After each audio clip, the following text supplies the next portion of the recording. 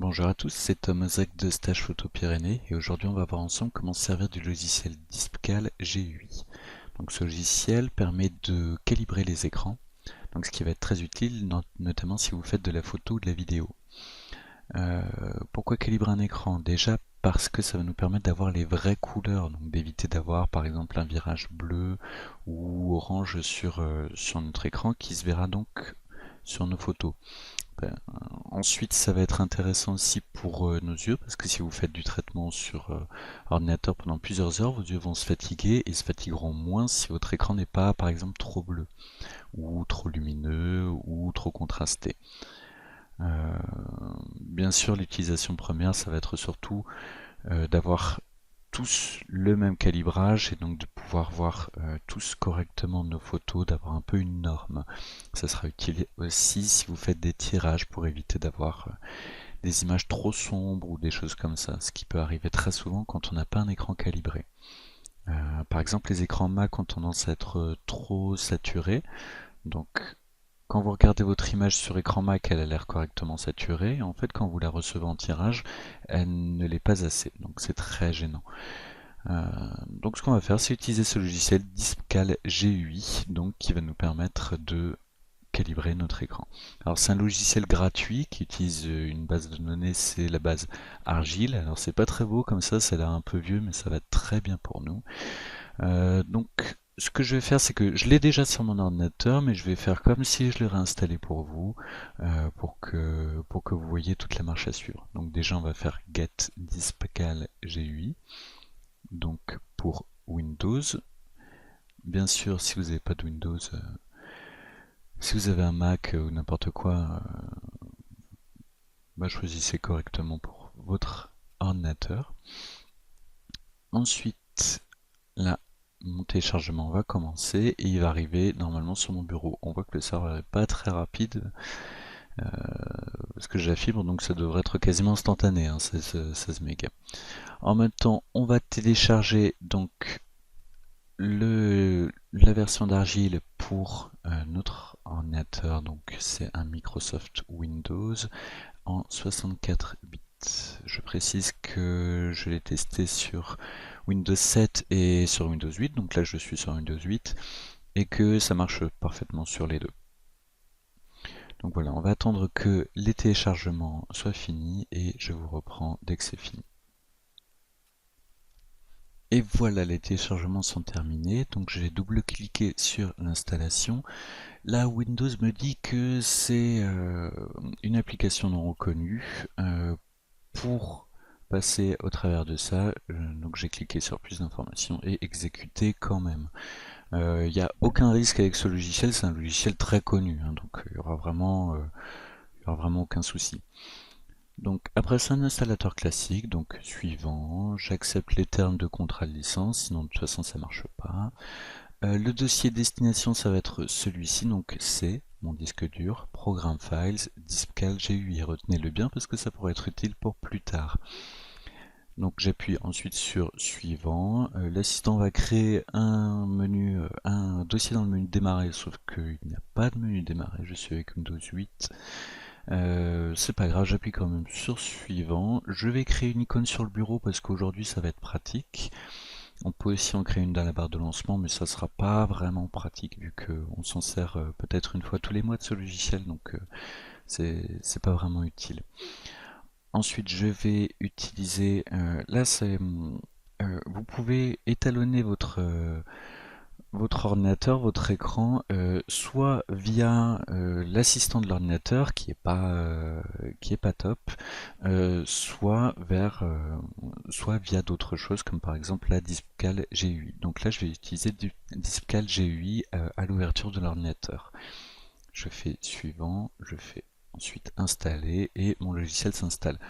Normalement, vu qu'il est déjà installé sur mon ordinateur, c'est très rapide. Je vais décocher le voir le README et exécuter directement Dispcal GUI. Hop, voilà. Alors là, c'est notre logiciel. Normalement, il faut aussi que vous mettiez Argile. Donc, que je me souvienne, il faut voilà, localiser les exécutables Argile CMS. je clique dessus. Donc là en fait le mieux ça va être de les mettre directement dans le dossier de Dispcal G8 sur mon disque dur.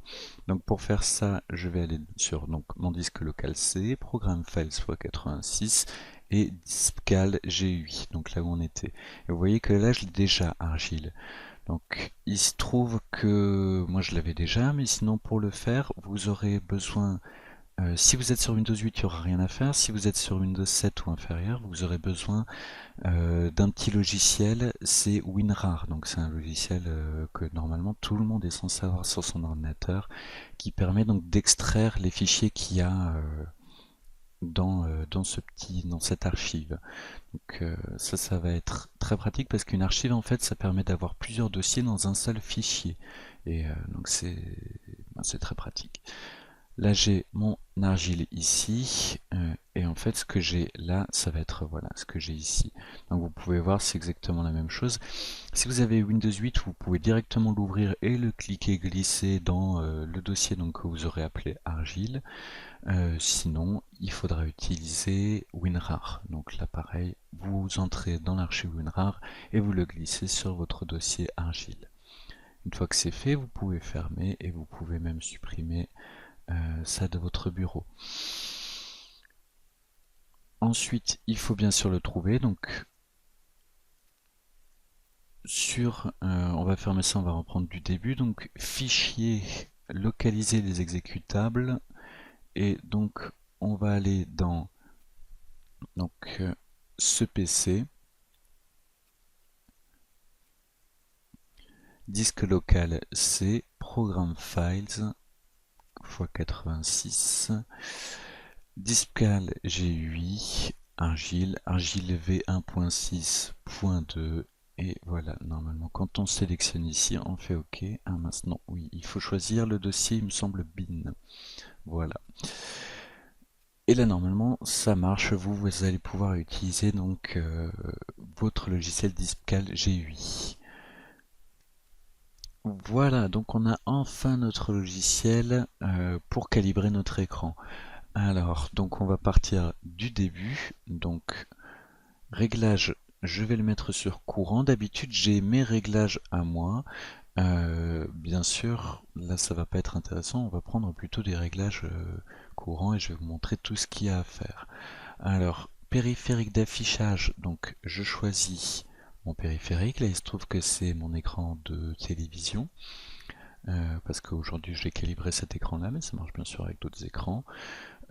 Mon instrument pour calibrer, ça va être la sonde Color Monkey Display. Il me marque aussi iWin Display Pro, parce que c'est tout simplement le même driver, le même pilote. Le bon côté de la Color Monkey, c'est que je n'ai pas de pilote installé, tout se fait automatiquement, un peu comme si on branchait une souris par exemple. Le mode de mon écran, ça va être un LCD. Pour les LED, c'est exactement la même chose. Si rien ne s'affiche ici, branchez votre sonde et cliquez sur détecter les périphériques d'affichage et les instruments. Normalement, votre sonde devrait s'afficher toute seule. Ensuite, compensation de la dérive du niveau de blanc et de noir, je vais les cocher. Matrice, pour l'instant, je vais le laisser en automatique. Maintenant, là, on a les réglages les plus importants. Donc, réglage du point blanc en température, je vais le mettre à 5750 Kelvin. Pourquoi cette valeur-là? Parce que ça va nous permettre d'avoir un écran pas trop chaud, pas trop froid. En dessous, je vais commencer à avoir un écran beaucoup plus chaud et au-dessus, un écran beaucoup plus froid. Il faut marcher un peu à l'envers avec les valeurs. Donc si je vais par exemple à 5000 ou 5500, je vais avoir quelque chose de plus chaud. Et si je vais à 6000 ou 6500, je vais avoir quelque chose de plus froid. Plus froid, ça sera pas bien parce que ça va nous faire mal aux yeux. Les écrans bleus, trop bleus font vite très mal aux yeux et en plus ça baisse. En fait, ça abîme vraiment nos yeux. Donc on va éviter de mettre quelque chose de trop froid. Et trop chaud, ça va être gênant aussi parce que tout simplement, on aura l'impression que nos images sont trop chaudes alors qu'elles seront en fait normales ou trop froides. Donc là, je vais mettre à 5750 parce que c'est un juste milieu. C'est quelque chose qui va être pas trop froid, pas trop chaud. En référence, bien sûr, lumière du jour. Je peux aussi mesurer avec ma sonde la température de couleur de l'éclairage ambiant de ma pièce. Donc là je vais le mesurer, ça va prendre quelques secondes, bien sûr j'appuie sur valider. Ça va prendre quelques secondes, il va nous donner donc la valeur de température de couleur de ma pièce. Là 6003. 6003 c'est relativement froid, c'est parce qu'en fait aujourd'hui il fait nuageux. Donc la température de couleur, les couleurs sont plus froides que s'il faisait chaud. En plus on est en hiver, donc ça n'aide pas. Donc je vais revenir sur mon 5750. Donc ça nous donnera une valeur bien pour à peu près tous les jours, qu'il fasse beau, qu'il fasse pas beau comme aujourd'hui.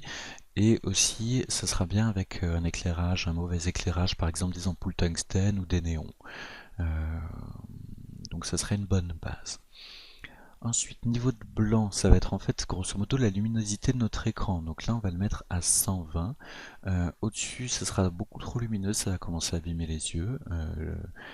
J'ai déjà vu quelqu'un qui mettait son écran à 400 lumens et c'est beaucoup trop, ça fait très mal aux yeux, surtout si vous avez une lumière un peu basse. Donc 120 ça va être la base, ça va permettre d'avoir quelque chose de pareil comme avant, pas trop lumineux, pas trop sombre. Le niveau de noir, laissez-le de base à 0,00, etc. 1, ça va être très bien. Le gamma 2,2 c'est notre référence, donc 2,2 ça va être parfait. Vitesse de calibrage je vais mettre en très rapide, là il marque juste très mais en fait il devrait afficher rapide, je sais pas pourquoi il affiche pas, enfin haute, moyenne, basse, donc plus ça va être basse, plus on va avoir quelque chose de précis bien sûr. Donc là je vais rester en très haute, voilà, vitesse très haute, on mettait juste très. Et réglage interactif, ça va me permettre de faire des petits réglages fins pendant le calibrage de l'écran. Donc ça va être encore mieux, ça va nous permettre d'avoir quelque chose d'encore plus précis. La qualité du profil, bien sûr, plus ça sera haut, mieux ce sera. Aujourd'hui, comme on veut aller vite, on va faire qualité du profil basse. C'est juste pour aller rapidement, sinon on mettrait haut bien sûr. Ensuite, là, ça va nous permettre de choisir les grilles de test en fait qui vont diffuser des patchs de couleurs différentes. Ces patchs vont nous permettre, vont permettre surtout à l'ordinateur de savoir quelles sont les vraies couleurs en fait. Il va passer tous ces patchs, la sonde va les mesurer et il va les interpréter pour savoir quelles sont les vraies couleurs et donc ensuite donner un profil à notre ordinateur. Donc là on va utiliser une grille normale disons, donc une grille de test, là j'en ai déjà une pour moi, donc vous voyez 120 CD par mètre carré, D, 5750 Kelvin, 0001 CD par mètre carré, etc. Gamma A22. Donc ça va être très bien pour moi. Il va donner 73 pages, ça a l'air d'être pas beaucoup, mais ça peut être suffisant, surtout pour un écran qui, comme le mien, n'est pas très... ne prend pas beaucoup de couleurs, enfin n'affiche pas énormément de couleurs. En termes d'espace colorimétrique, il affiche à peu près du sRGB, donc ce qui correspond grosso modo aux couleurs qu'on voit sur internet. C'est pas très large, ce qui est plus large et ce qui est mieux bien sûr, ça serait par exemple le Adobe RGB qu'on a ici. Ça serait mieux, mais seulement les écrans les plus... Enfin, il faudrait vraiment un écran plus poussé pour que ce soit affiché.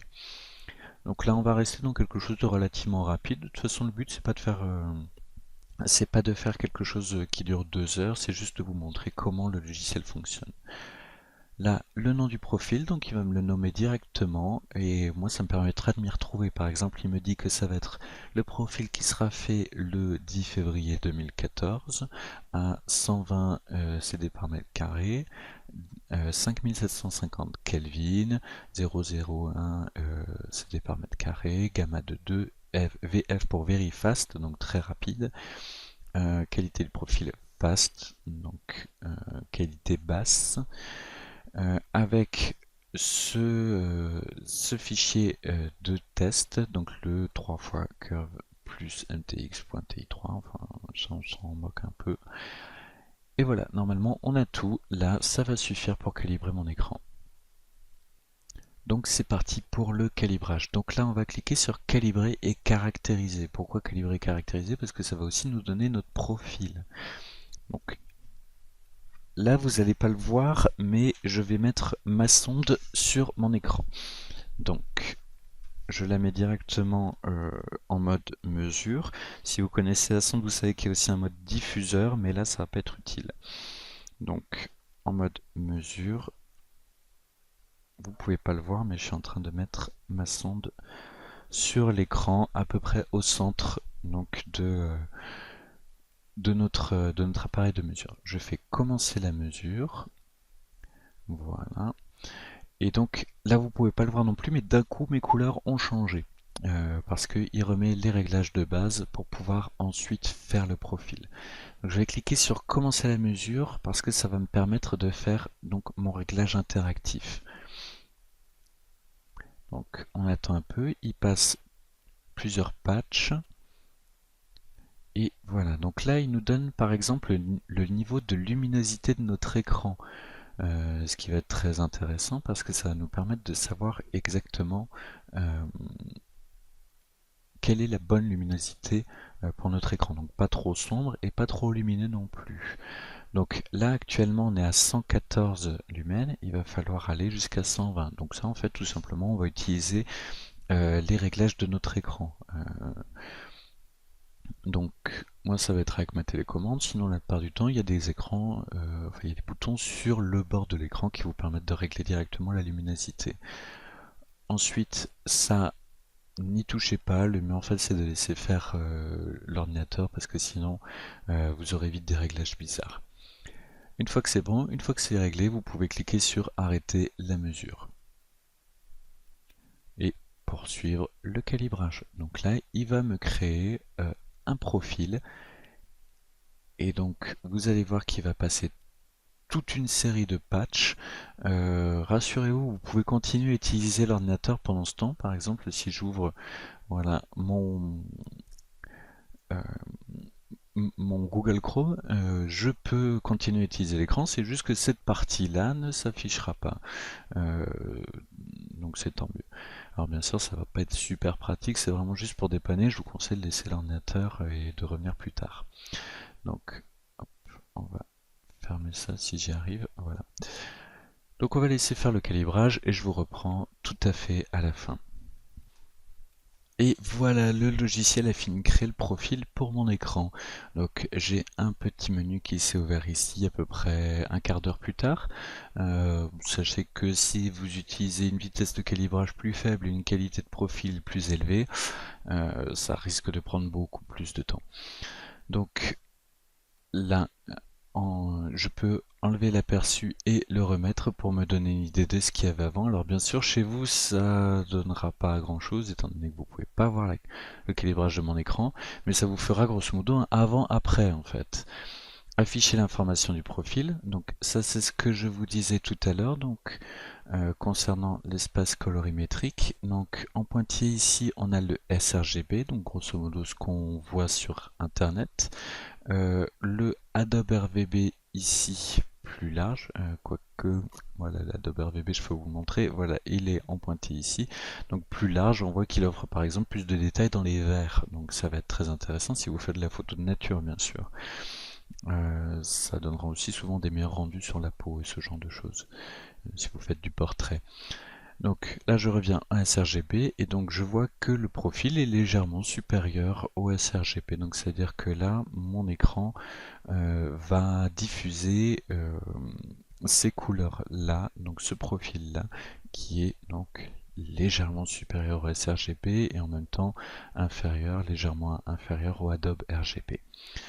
Donc pour moi ça va être relativement bien, mais bien sûr si vous avez un écran qui supporte l'Adobe RGB ce sera beaucoup mieux. Donc je vais fermer ça. Charger le calibrage à la connexion, donc ça veut dire que quand vous vous connectez à votre ordinateur, quand vous ouvrez votre ordinateur, il va charger ce calibrage là. Et ensuite, bien sûr, installer le profil. Là, pour le coup, moi, je ne vais pas installer le profil parce que je ne veux pas ce profil là. D'ailleurs, il me l'a laissé, c'est génial. Parce que mon ancien profil est bien mieux. Donc il faudra juste que je réinstalle mon ancien profil. Hop. Donc une fois que c'est fait, je peux fermer et à la prochaine connexion, il ouvrira mon profil. Voilà, maintenant vous savez comment calibrer votre écran d'ordinateur avec le logiciel Dispcal GUI et la base de données Argile CMS. Si vous avez des questions, je vous encourage à les poser dans les commentaires, soit du blog, soit de la vidéo. Bien sûr, un petit pouce bleu, ça fait toujours plaisir. C'est tout pour cette fois, je vous remercie et à très bientôt.